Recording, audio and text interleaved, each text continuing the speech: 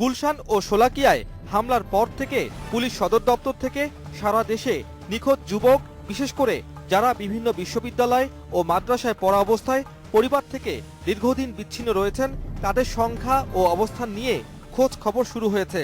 জেলা, উপজেলা, গ্রাম ও মেট্রোপলিটন এলাকার নিখোঁজদের বিষয়ে পুলিশ সদর দপ্তরে পূর্ণাঙ্গ প্রতিবেদন পাঠানোর নির্দেশ দেওয়া হয়েছে।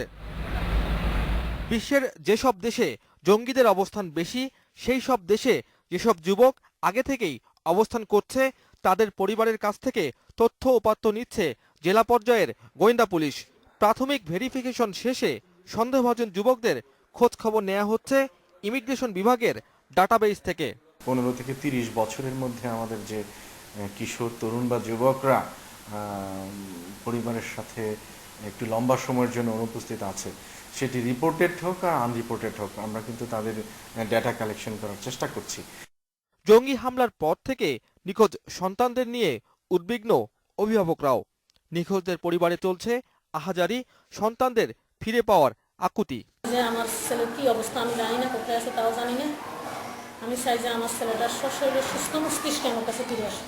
মাঠ পর্যায়ের পুলিশ কর্মকর্তাদের সাথে কথা বলে জানা গেছে, বেশিরভাগ ক্ষেত্রে অভিভাবকরা থানায় কোনো জিডি না করায় নিখোঁজদের পরিসংখ্যান পেতেও সময় লাগছে।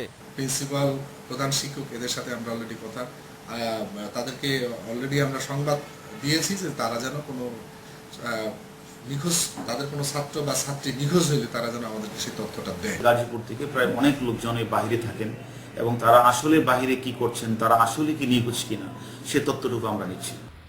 দেশের উত্তরের জেলাগুলো থেকে সবচেয়ে বেশি নিখোঁজের খবর পাওয়া যাচ্ছে। এ পর্যন্ত 200-রও বেশি যুবকের কোনো হদিস মিলছে না। তবে এদের সবাই যে জঙ্গিদের দলে ভিড়েছে এমনটা মনে করছে না police. Abdullah Al Rafi, independent news, Dhaka.